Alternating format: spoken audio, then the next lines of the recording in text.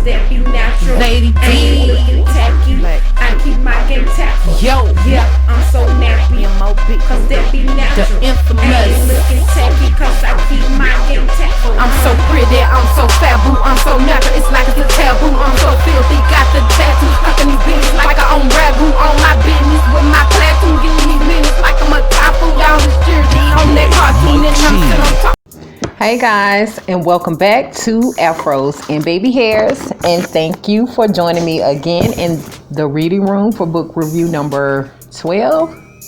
And we're going to be discussing Bankroll Squad 1. So if you're interested in hearing what I have to say about this book, then please stay tuned.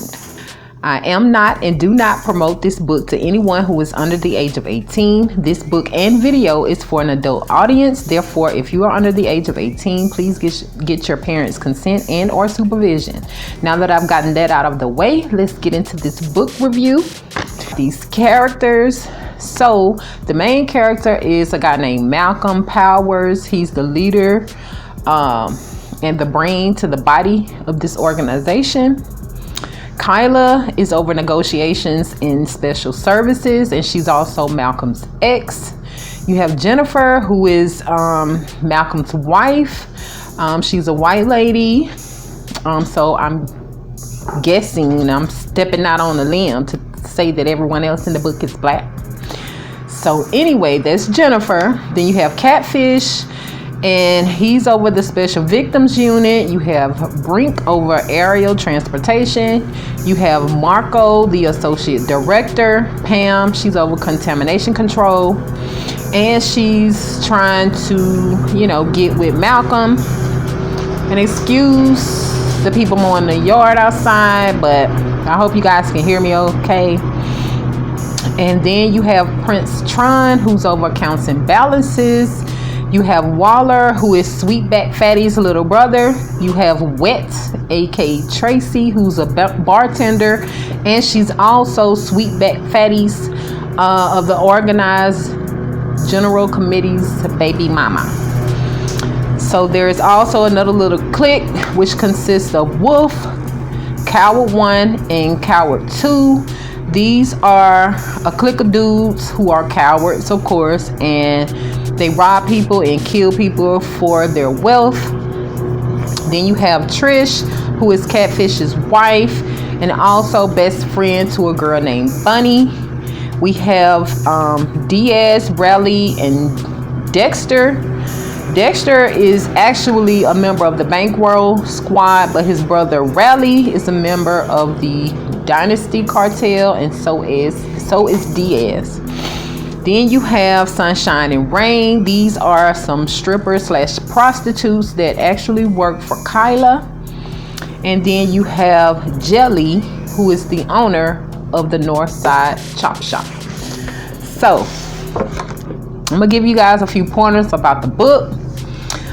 The beginning of the book starts off with Kyla and Malcolm, and basically why they are not together anymore. Pretty much because she thought he bought someone else an engagement ring, but instead of asking him and finding out what was really going on, she stole the ring and disappeared for 3 months. In the meantime, while she was gone, Malcolm moved on and started a new relationship with a white woman and eventually married her. However, Kyla changed her whole life and future to be with Malcolm initially. They met in college, and he began forming his empire with her as his first lady, and she is still the first lady to the empire. They are just no longer a couple. Also, the ring Kyla stole and thought Malcolm had bought for someone else was actually a ring that Catfish bought for his fiance. He just needed Malcolm to pick up the ring since he was out of town when it was actually ready. Next, we find out about how he met his wife, Jennifer. He was attracted to her beauty, and at the time, he was in search of a model for his chip commercial. Jennifer wasn't a model, though.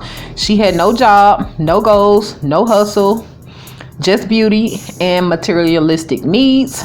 And these are high-end materialistic needs. He fell in love with her personality because she knew everything about the good life, like luxury, cars, rims, designers, and etc. Then eventually married her 4 months later. But Jennifer just thought he was a businessman and wasn't doing anything illegal until she found his backup stash in their mansion. They had a huge argument because Jennifer felt betrayed because he had lied to her. We met Catfish, the head of the Special Victims unit for the Bankroll squad. He was in charge of handling delinquent account holders. Anyways, Catfish first special victim in the book was a guy by the name of Waller, who had been running his mouth too much. Anyhow, Catfish ended up sewing dude's mouth closed instead of handling the situation properly or per protocol. We also met Prince Tron of Accounts and Balances. He and Catfish worked hand in hand, basically because Catfish was good at handling problems and Prince Tron was good at keeping tabs and finding people. Meet the rest of the Bankroll squad at a mandatory meeting. Pam, Marco, and Brink were the last ones we met at this meeting, and the meeting was basically held because Malcolm found out about Waller running his mouth. However, Catfish is supposed to handle these things before they get back to Malcolm.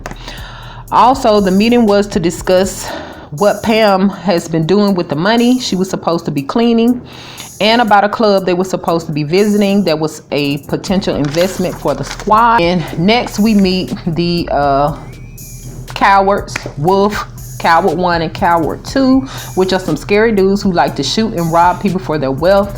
They were posted up at a popular gas station looking for their next come up. Malcolm ended up stopping by this gas station and Kyla was following him because she wanted to talk to him, you know, trying to get back with him. She was always trying to get back with Malcolm. Anyhow, of course, Wolf and the cowards ended up robbing Malcolm for his Bentley and his jewelry, and Kyla ended up getting shot in an attempt to try to save Malcolm. She ended up in a coma fighting for her life. Jennifer, Malcolm's wife, was at home alone and decided to test out her husband's product.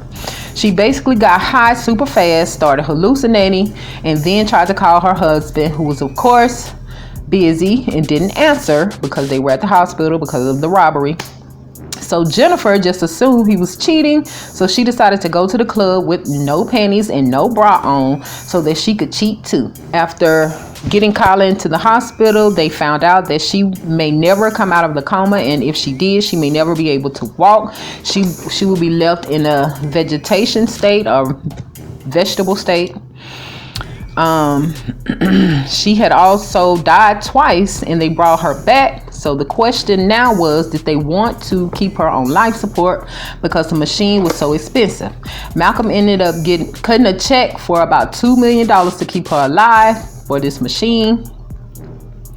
After that, he had a meeting with the squad to discuss finding the men that robbed him and shot Kyla. Catfish, Tron, and Marco posted as detectives and went to the gas station where the robbery and shooting took place and were able to obtain the surveillance footage. Marco recognized Wolf on the video and the manhunt began. They stopped at a bar and Catfish went inside, and one of the bartenders recognized Wolf from a picture he showed her, and she was willing to help because she knew details about Wolf. However, she didn't give him the details right then and there. She wanted him to wait until she got off work. Anyhow, Marco was tired of waiting on Catfish to get information out of the bartender chick, so he ended up going in after Catfish came out. He ended up hearing the bartender plot against Catfish because she was on the phone when he came in, and he ended up snatching the old girl and killing the owner. Catfish ended up coming in to help him out. They also got the witnesses to give them their IDs, even though Catfish had to murk one of them who didn't want to cooperate. They ended up kidnapping Wet, aka Tracy, that's the bartender. Later found out that she was Sweetback Fatty's baby mama. And the dude Wally, whose lips Catfish sold up. The dude Wally, whose lips Catfish sold up, was Sweetback Fatty's little brother. Thing is, Sweetback Fatty was the head of the Organized General Committee, and they are straight assassins. Either way, a war had been waged between the Bankroll Squad and the Organized General Committee. Plus, the Bankroll squad had kidnapped his baby moms without even knowing who she was affiliated with.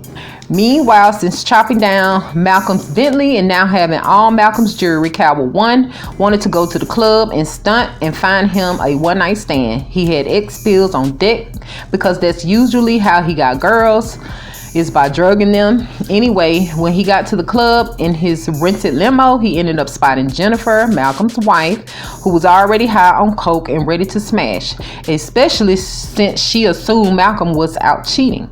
She saw Coward 1 and automatically assumed he was a celebrity. So they hooked up. She didn't hesitate to try the X-pill, and her and Coward 1 were screwing in the men's room in less than 20 minutes after meeting.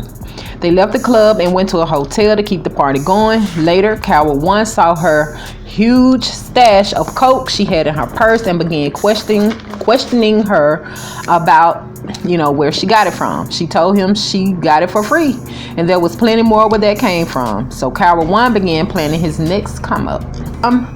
Was promoted to Kyla's position when Kyla got shot. So now she was required to do business with the Dominicans for the squad. Pam was more than sure of herself. She felt like she could, top Kyla and really wanted to prove herself worthy. Long story short, the Dominicans did not give her a chance. They played senile and had amnesia when she came to their estate trying to be buzzed in at the gate. The Dominicans were watching her from the security cameras and they didn't trust her.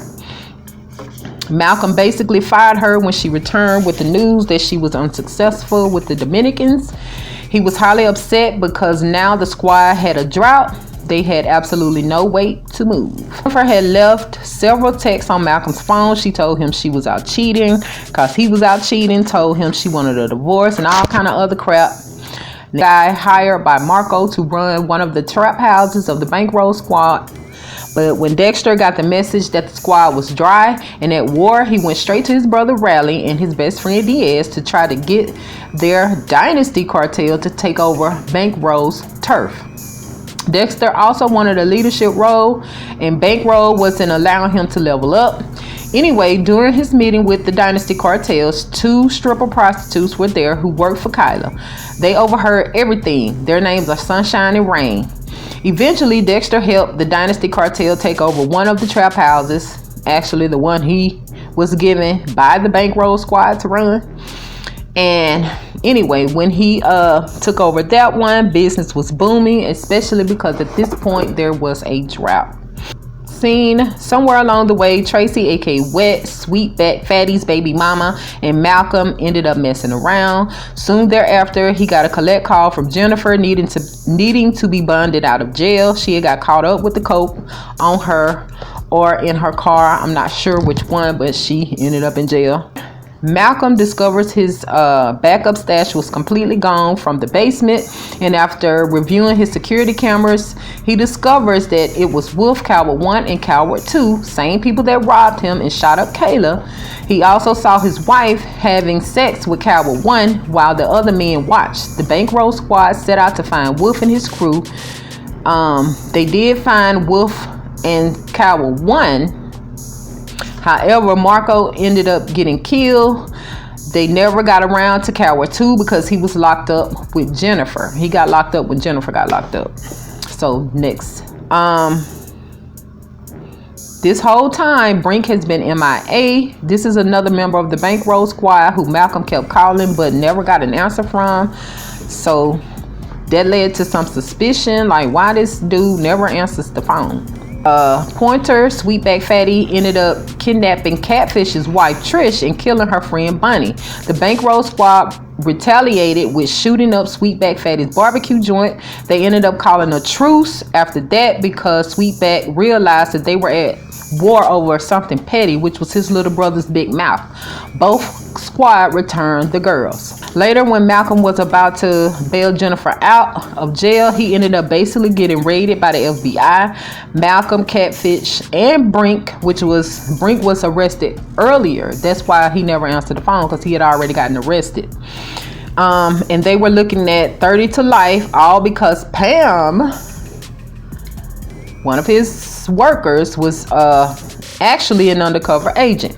While sitting in jail, Kyla actually came out of her coma and found out about everything Malcolm was going through, and she began first working on her recovery, then working to fight for Malcolm's freedom and justice.